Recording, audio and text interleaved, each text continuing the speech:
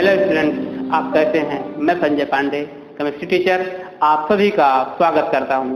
जैसा कि आप जानते हैं, पिछले वीडियो में आपको हम अभिक्रिया की कोट की इकाई के बारे में जानकारी दिया। अभिक्रिया की कोट की इकाई में प्रथम कोट की अभिक्रिया, द्वितीय कोट की अभिक्रिया, शून्य कोट की अभिक्रिया के बारे में आपको जानकारी दिया।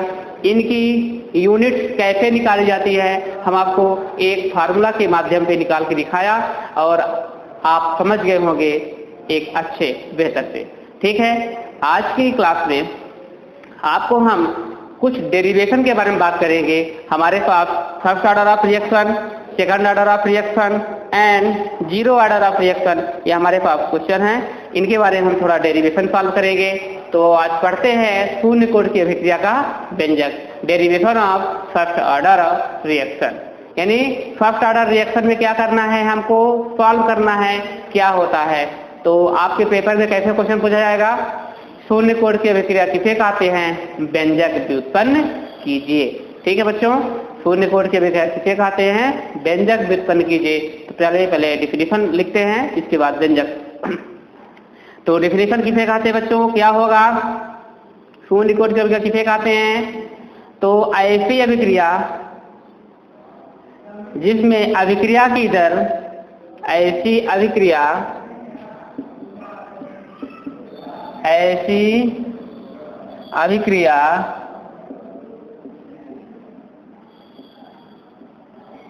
जिनमें अभिक्रिया की दर, ऐसी अभिक्रिया जिनमें अभिक्रिया की दर अभिकारकों के सांद्रण पर, ऐसी अभिक्रिया जिसमें अभिक्रिया की दर अभिकारकों के सांद्रण से स्वतंत्र होती है।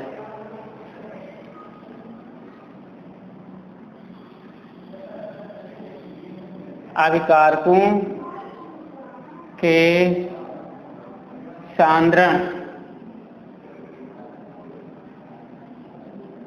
जैसी अभिक्रिया जिसमें अभिक्रिया की दर अभिकारकों के सांद्रण पर निर्भर नहीं होती, या ऐसी अभिक्रिया जिनमें अभिक्रिया की दर अभिकारकों के सांद्रण पर निर्भर नहीं होती या स्वतंत्र होती है। ऐसा लिख दीजिए, स्वतंत्र होती है।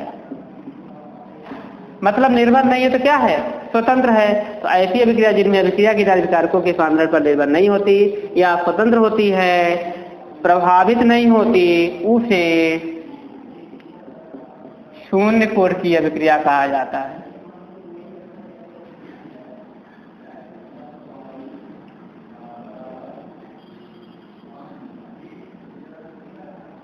शून्य कोट की अभिक्रिया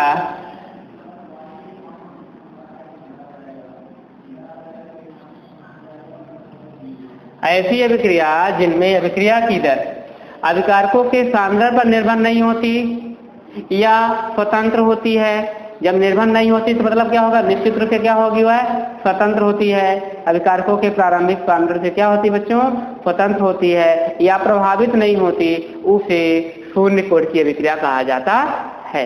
ये हमारी पहली अभिक्रिया होती है, ये इसको हमको शून्य कोट की अभिक्रिया कहते हैं। अब चलिए इसका डेरिवेशन सॉल्व करते हैं। तो उदाहरण के लिए, यदि एक सामान्य अभिक्रिया,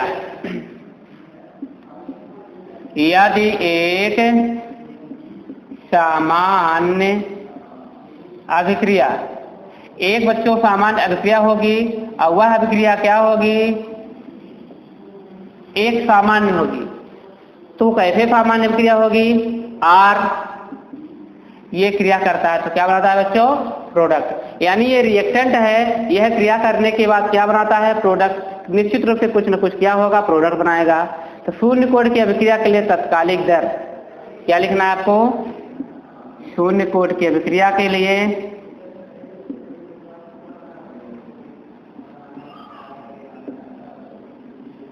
शून्य कोट की अभिक्रिया के लिए तात्कालिक दर,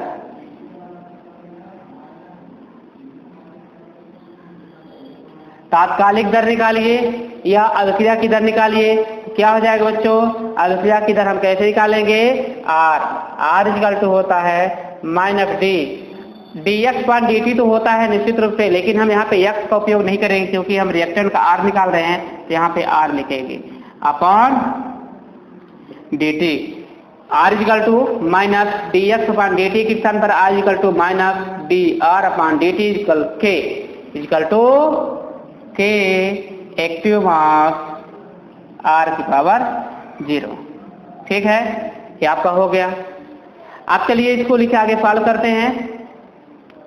तो अब आपको पता है यदि किसी भी सांख्यिकी की पावर 0 होती है तो बच्चों उसको क्या करते हैं? 1 लिखा जाता है। तो आपका ये हो जाएगा r equal to minus D active mass upon r upon dt equal k into 1।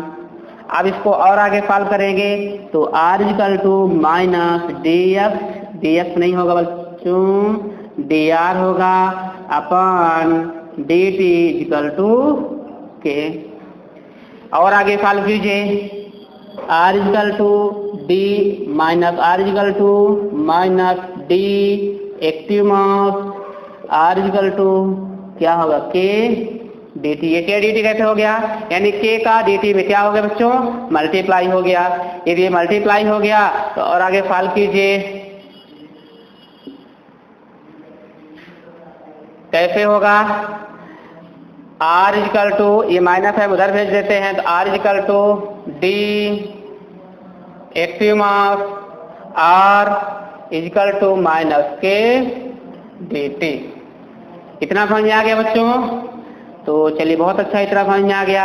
अब आप एक काम कीजिए, इसको आप समीकरण मान लीजिए, इक्वेशन नंबर 1। समीकरण 1 का दोनों पक्षों में क्या करना है बच्चों? समाकलन करना है, integration of first and second side. तो क्या करेंगे? समीकरण 1 का दोनों पक्षों में, दोनों तरफ, समीकरण 1 का दोनों तरफ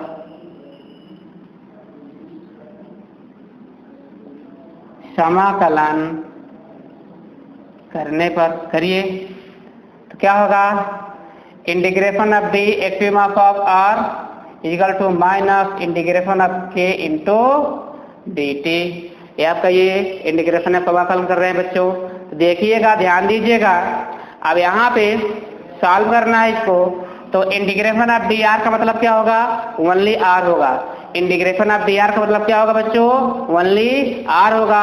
आप जानते होंगे थोड़ा बहुत, इंटीग्रेशन ऑफ डी एक्स का मतलब क्या होगा? एक्स होगा। Integration of D T equal to T होगा। ये थोड़ी सी जानकारी आपके पास होगी।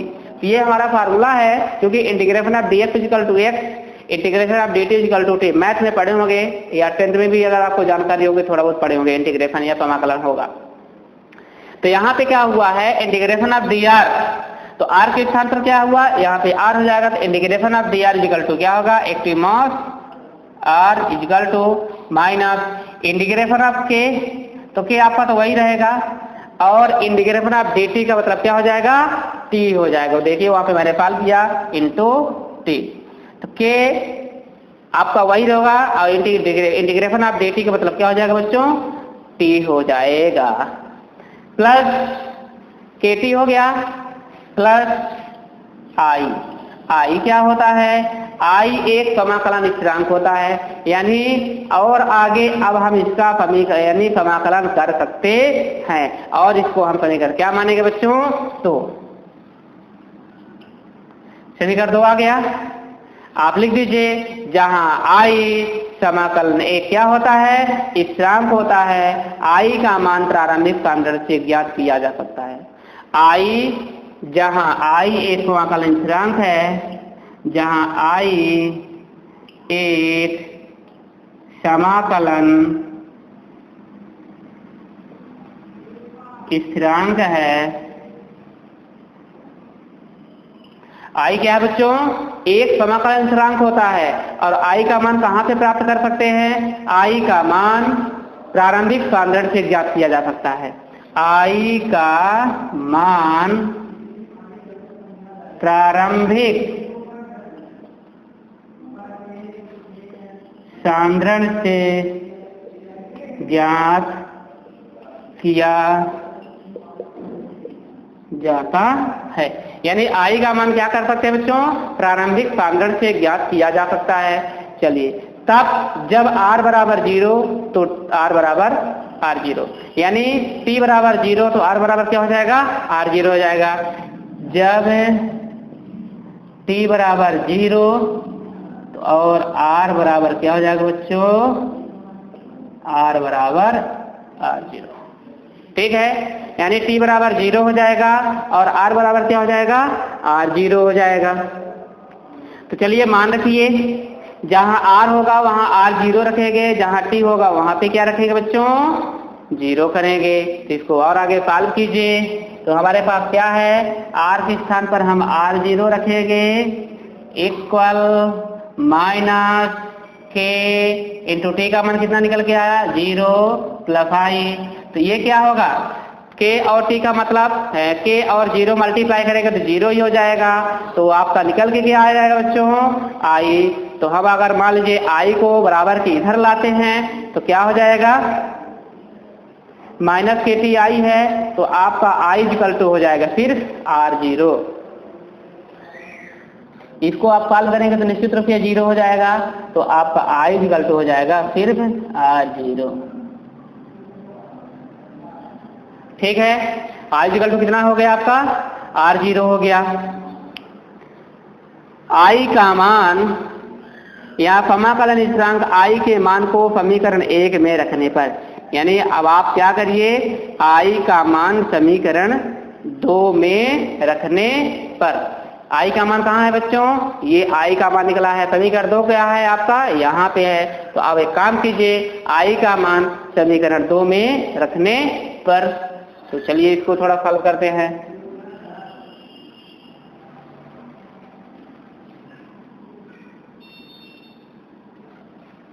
i का मान समीकरण 2 में रखने पर,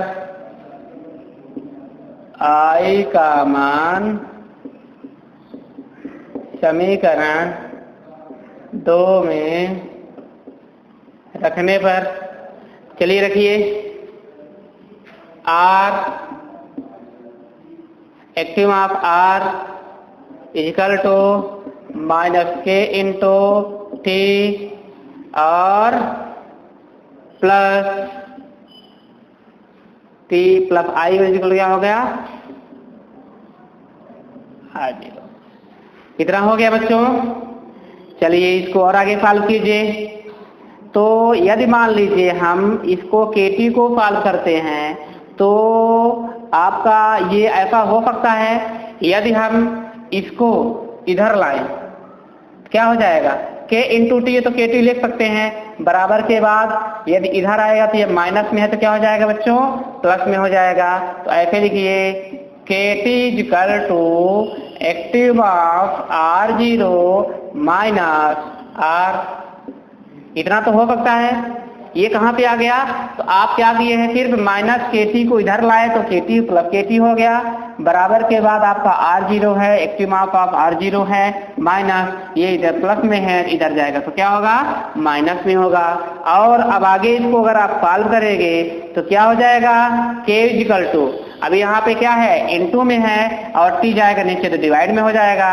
तो क्या हो जाएगा, k equal to active of r0 minus active mass r upon क्या हो जाएगा, नीचे क्या आएगा t, यही आपका क्या हुआ, शून्य कोण की अभिक्रिया के लिए समाकलित दर स्थिरांक का नियम है, यानी व्यंजक आपका निकल चुका है, बन जाएगा। यदि प्रारंभिक सांद्रण r0 को t समय बाद सांद्रण r के अंतर को x से प्रदर्शित किया जाए तो k इक्वल टू क्या हो जाएगा, x अपॉन t हो सकता, यानी हो जाएगा। ठीक है बच्चों, बन जाएगा। इतना तो समझ में आ गया ना। देखिए एक बार पुनः आपको समझा देते हैं बच्चों, थोड़ा ध्यान दीजिएगा।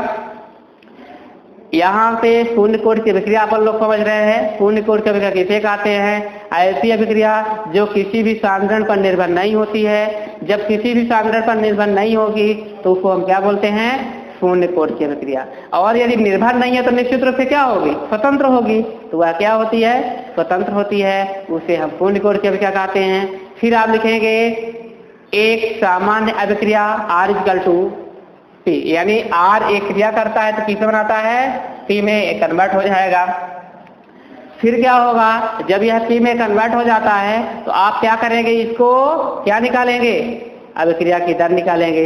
आपको मैं बता चुका हूं अभिक्रिया की दर किसकी निकाली जाती है?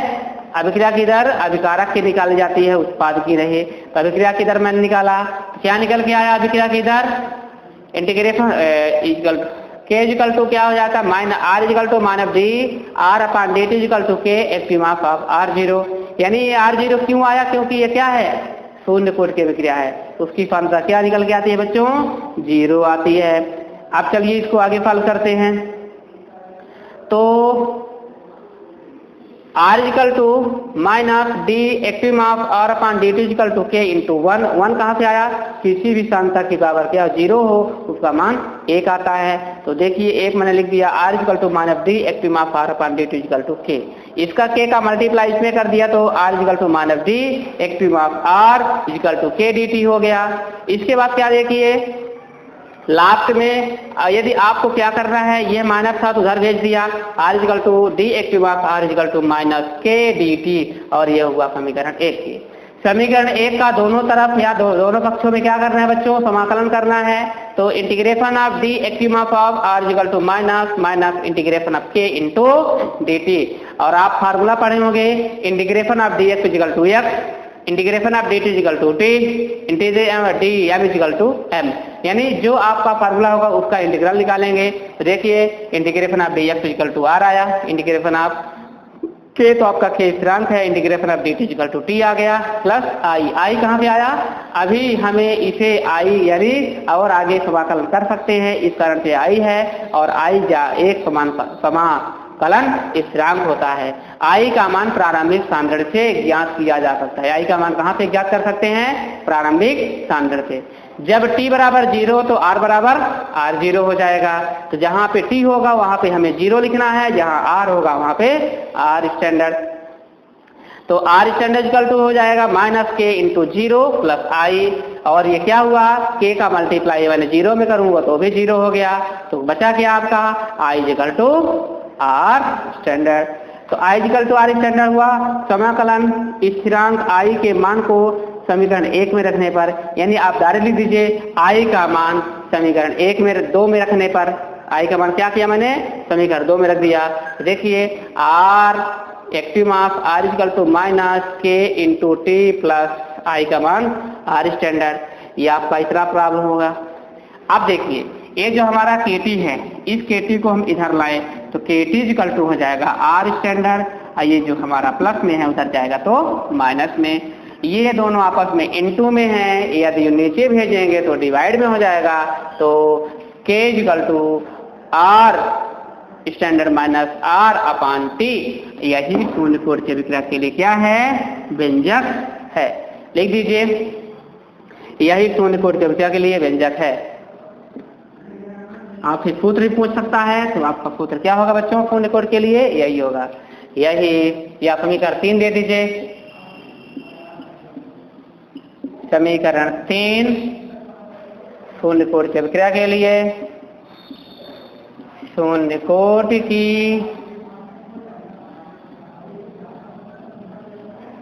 अभिक्रिया के लिए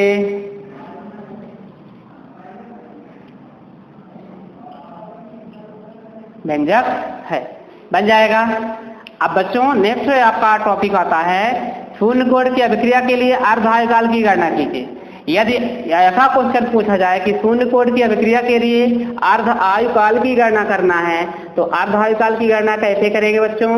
तो चलिए उसको भी सॉल्व करते हैं। शून्य कोट की अभिक्रिया के लिए अर्ध आयुकाल की गणना किस प्रकार से की जाएगी, तो उसको अपन लोग सॉल्व करते हैं। और चूंकि पेपर में किस प्रकार का पूछा जा सकता है, कभी कभी शून्य कोट की अभिक्रिया क्या है, व्यंजक व्युत्पन्न कीजिए। और कभी कभी पूछा जा सकता है शून्य कोटि की अभिक्रिया क्या है, अभिक्रिया के अर्धआयुकाल की गणना कीजिए। यानी अब आपको हम अर्धआयुकाल की गणना करेंगे, तो अर्धआयुकाल की गणना कैसे निकाली जाएगी, तो चलो इसको भी सॉल्व करते हैं। शून्य कोटि की अभिक्रिया के लिए अर्धआयुकाल की गणना।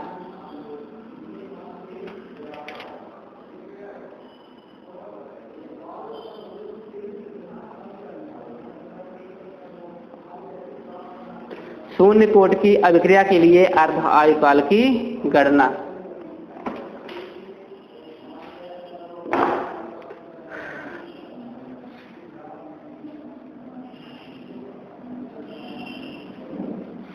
इसमें क्या दो क्वेश्चन बनते हैं, या तो आपसे व्यंजक पूछा जाएगा और या तो आपसे क्या पूछा जाएगा, शून्य कोटि की अभिक्रिया के लिए अर्धआयुकाल की गणना। तो चलिए अर्धआयुकाल की गणना करते हैं। इसमें क्या है, शून्य कोटि की अभिक्रिया के लिए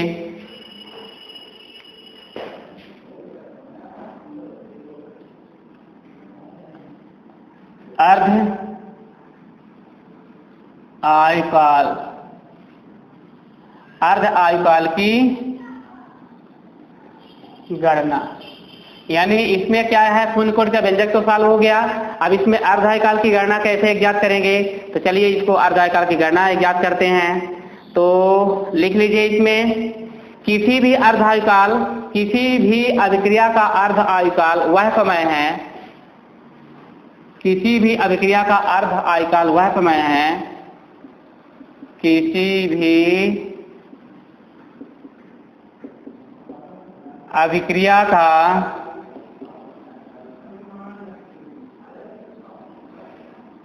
अर्धआयुकाल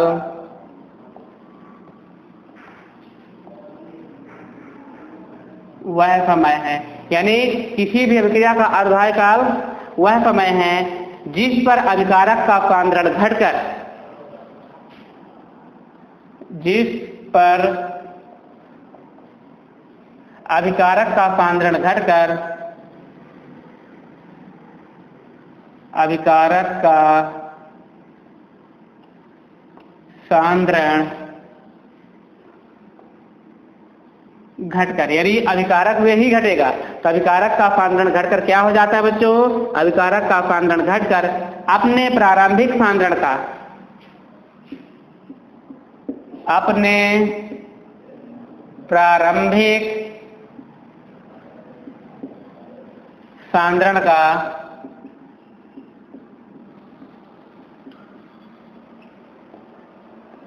आधा, यानी वो क्या करता है, अपने प्रारंभिक सांद्रण का आधा रह जाता है।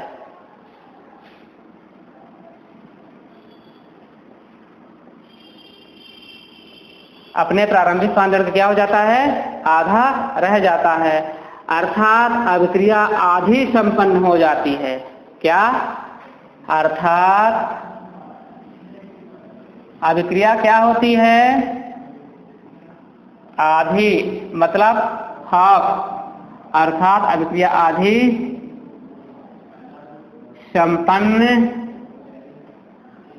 हो जाती है। समझ में आ गया। अर्धआयु का मतलब क्या हुआ, अर्धआयुकाल, अर्धआयुकाल अर्ध से ही निकल रहा है, यानी शब्द जो हमारा लिखा हुआ है वहीं से पता चल रहा है कि आधी अभिक्रिया, यानी ऐसी अभिक्रिया हो, अभिक्रिया का अर्धआयुकाल वह समय है जिस पर अभिकारक का सांद्रण घटकर अपने प्रारंभिक सांद्रण का, अपने प्रारंभिक सांद्रण का क्या हो जाता है, आधा रह जाता है, अर्थात अभिक्रिया क्या होती है बच्चों, आधी पूर्ण होती है, उसे हम क्या कहते हैं, शून्य कोटि की अभिक्रिया का अर्धआयुकाल। अर्धआयुकाल में अभिकारक का प्रारंभिक सांद्रण, अब अभिकारक का प्रारंभिक सांद्रण क्या होता है बच्चों, एक्टिव मास क्या होगा, R0, और एक्टिव मास R0 है तो यह घटकर क्या हो जाएगा, R0/2 हो जाएगा, क्योंकि ये आधा हो जाएगा, ये आपका R0/2, क्योंकि हमारा प्रारंभिक सांद्रण R स्टैंडर्ड है तो उसे क्या घट करके R⁻² हो जाता है। अर्थात अब तो समझ में आ गया, T=T½ हो जाएगा, T=T½ हो जाएगा, और R⁻²।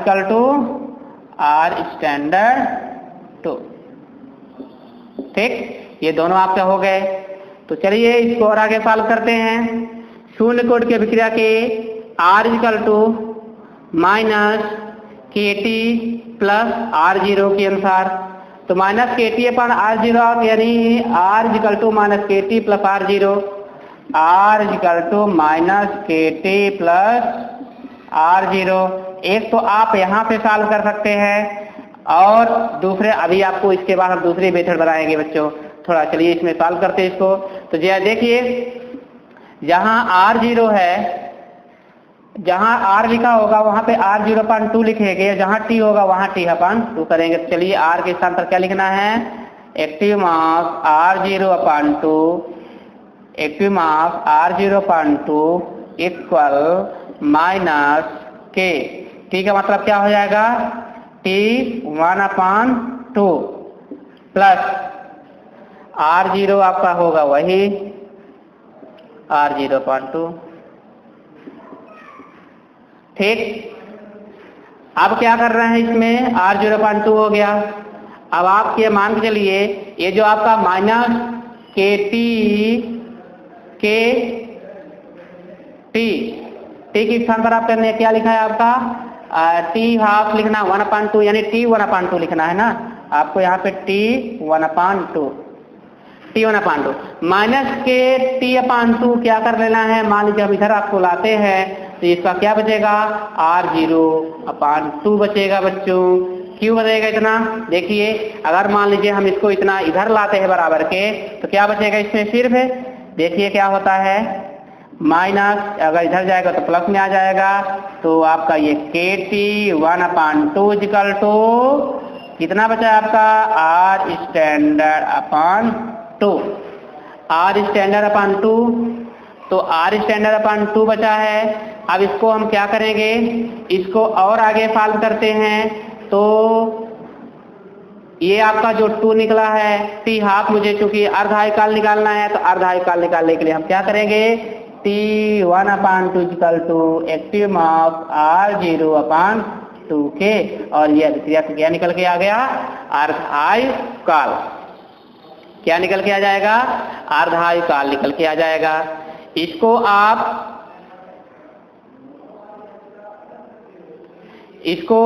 आप दूसरे तरफ से भी आप इसको ज्ञात कर सकते हैं। ये चूंकि अभिक्रिया का अर्धायकाल है, इसको यदि आपको दूसरे मेथड से निकालना है तो आप दूसरे मेथड से क्या निकाल सकते हैं, देखिए इसमें यदि मान लीजिए चलिए आपका अर्धायकाल कहाँ है, लास्ट में है और R0/2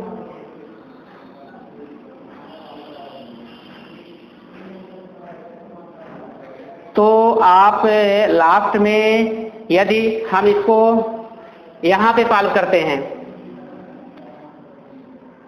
K equal to active mass R0 minus active mass R, चलिए ट्राई करते हैं, हो सकता है आपका इधर भी आ जाए, अपॉन क्या हो जाएगा 2। ये क्या निकल के आया यहाँ पे, T है, K क्या हो जाएगा, T हो जाएगा। चलिए इसको भी सॉल्व करके देखते हैं, एक बार इसमें निकल जाता है। R के स्थान पर क्या लिखना है आपको, जहाँ पे R होगा वहाँ पे R0/2 लिखेंगे तो आपका K हो जाएगा active mass R0 minus R के स्थान पर क्या लिखेंगे, active mass R0/2 upon T का T½ हो जाएगा, T½ हो जाएगा। इसको आप पक्षांतर कर दीजिए तो T1/2 इक्वल टू हो जाएगा आपका इधर 2 से R आपका इधर हो जाएगा 2 active mass R0 minus active mass R0 upon 2R से 2R एक कैंसिल हो गया, एक घट जाएगा तो बचेगा क्या, T1/2 equal to active mass R0/2। देखिए किसी भी तरह से आप सॉल्व करेंगे आपका वही आएगा। मान के लिए आपके पास ये फार्मूला था K equal to active mass R0 minus R/T, आपका ये क्या है, शून्य कोण की अभिक्रिया का सूत्र है। ठीक है, शून्य कोण की अभिक्रिया का सूत्र है। यदि T बराबर T½ लिखेंगे और R equal to R⁻², R equal to R⁻² हो गया। यही दो काम करना था। देखिए मैं क्या किया, K लगाया, K equal to active mass R⁻² minus R के स्थान पर हमें क्या लिखना है, R⁻² लिख देना है। तो देखिए R⁻² लिख दिया, अपॉन K T है तो T में T½ कर दिया। अब क्या करना है आपको, इसको मैंने क्या किया, एक दूसरे का पक्षांतर कर दिया, यानी जहां पे k था तो हमने t हाफ लिख दिया, जहां t हाफ है वहां पे k कर दिया, तो t हाफ इक्वल टू हो जाएगा। देखिए t हाफ इक्वल टू क्या हो जाएगा, यहाँ पे k रहेगा k और यहाँ भी k रहेगा, ठीक है। अब चूंकि इसका पक्षांतर यहाँ हो जाएगा, अब 2 हम यहाँ पे 2 कौन सा है, 2 अपन ले लिए अपान में, और इसका मल्टीप्लाई इसमें कर दिया, क्योंकि आपका यहाँ इसका मल्टीप्लाई इसमें कर दूंगा तो 2r हो जाएगा। तो देखिए एक 2 active mark of r minus active mark of 2, तो अब आपका ये 2 हो गया। अब आपका 2r में 1r को घटा दिया, कितना बचा, 1r बचा। तो 1r में क्या हुआ बच्चों, इसमें देखिए वो r स्टैंडर्ड अपान 2k या k2, ये आपको इस प्रकार से 2k लिख दीजिए, या इसको हम 2k, ये ऐसा हो जाएगा। यहाँ भी देख लीजिए r स्टैंडर्ड अपान 2k, ठीक है, बन जाएगा। तो ये हमारा क्या था, अभिक्रिया का अर्धायकाल। याद रखिएगा बच्चों, क्योंकि अभिक्रिया का अर्धायकाल पूछा जा सकता है, या अभिक्रिया के अर्धायकाल ना पूछ करके शून्य कोटि की अभिक्रिया किसे कहते हैं, व्यंजक व्युत्पन्न कीजिए। यहाँ पे 2 क्वेश्चन पूछा जा सकता है, दोनों एक साथ नहीं आएगा, अलग अलग आएगा। तो आप या तो इस मेथड का उपयोग कर सकते हैं, या तो आप लास्ट वाले फार्मूला का उपयोग करेंगे। ये आपका 20 से फार्मूला निकाला गया है, इस फार्मूला की सहायता से हमने सॉल्व किया। और यदि आपको यह कठिन बड़ा लगता है तो आप इस मेथड के अनुसार सॉल्व कीजिए, तो आपका ये क्या होगा, अर्धायकाल निकल जाएगा। ठीक है बच्चों, समझ में आ गया।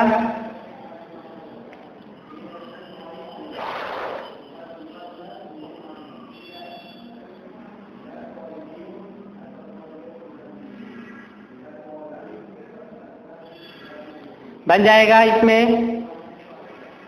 तो अब इसमें और कुछ पूछ सकते हैं, आप पूछना चाहो तो पूछ सकते हैं। यदि आपसे इसमें कुछ कमेंट करना हो तो आप कर दीजिए, और यदि यह ना समझ में आया हो तो आप पुनः कमेंट कीजिए, मैं आपको एक बार और समझाऊंगा, ठीक है।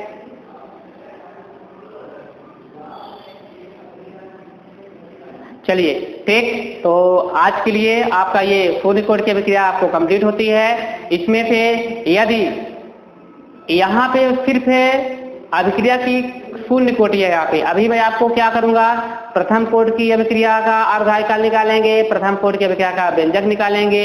इसके बाद एक और आपका है अर्धायकाल क्या है, उसका व्यंजक सॉल्व करवाएंगे, तो उसको हम नेक्स्ट वीडियो में बताएंगे।